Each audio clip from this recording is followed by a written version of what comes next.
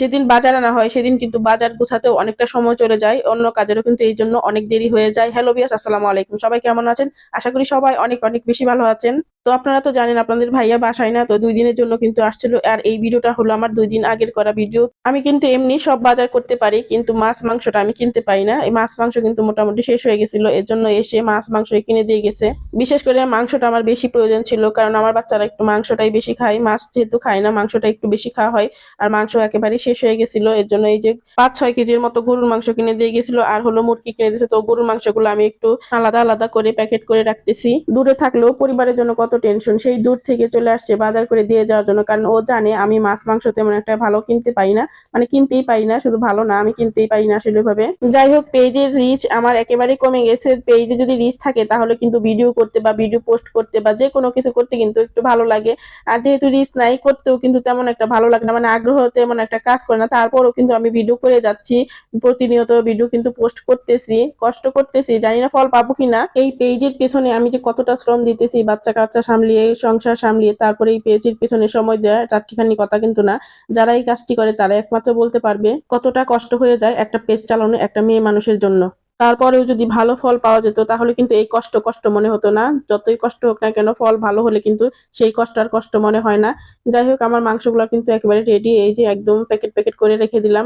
এখন এই যে মাছ নিয়ে আসছিল, আমি ওই যে বাটা মাছ খেতে চেয়েছিলাম, তো এই যে বাটা মাছ নিয়ে আসছে আর রুই মাছ আনছিল, ওটা ওটা কেটে আনা হয়েছে, ওটা আমি অফ ক্যামেরায় একদম ধুয়ে টুয়ে আগেই রেখে দিয়েছি।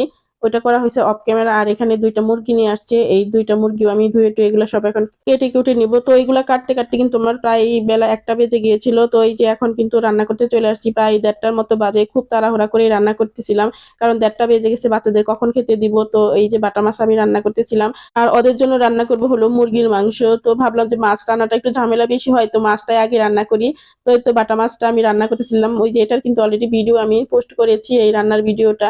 আমি কিন্তু আগেই বলেছি যে আপুদের বাটা মাছ রান্না করা দেখে কিন্তু আমার খেতে ইচ্ছে করছিল, এই জন্য কিন্তু বাটা মাছ আসলে আনছি আর আজকেই রান্না করছি। তো এই তো বাটা মাছ রান্না করার জন্য পেঁয়াজ কাঁচামরিচ দিয়ে দিলাম তেলে। আজকে সিম আর নতুন আলু টমেটো দিয়ে কিন্তু আমি বাটা মাছ রান্না করতেছি।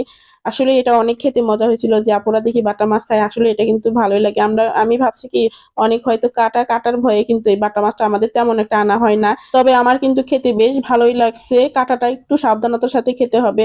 আমিও ভয় পাই আসলে কাটাওয়ালা মাছ, আমিও তেমন একটা খেতে চাই না, আমার অনেক ভয় করে, কারণ আমার মাঝে মাঝে গলার মধ্যে কাটা ফুটে।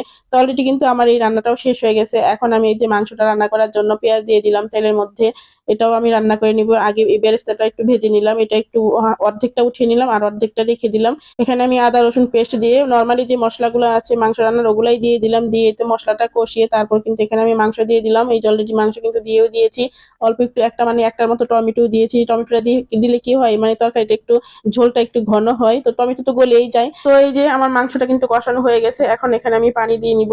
আমি কিন্তু পোল্ট্রি মুরগি তেমন একটা খাই না, খেলেও শুধু পাটাই খাই, আর অন্য তেমন একটা কিছু খাই না, মানে হাড় টাড় আছে যা একটু একটু খাই। এই তো আমার রান্নাটা কিন্তু অলরেডি কমপ্লিট হয়ে গেছে। এই যে উপর দিয়ে আমি বেরেস্তা দিয়ে নিলাম। তো কথা বলতে বলতে কিন্তু আমার ভিডিওটা একেবারে শেষের দিকে চলে আসছে। আজকে রান্না বান্না কেমন লাগলো অবশ্যই কমেন্ট করে জানাবেন। আপনারা সবাই ভালো থাকবেন, সুস্থ থাকবেন, আল্লাহ হাফেজ।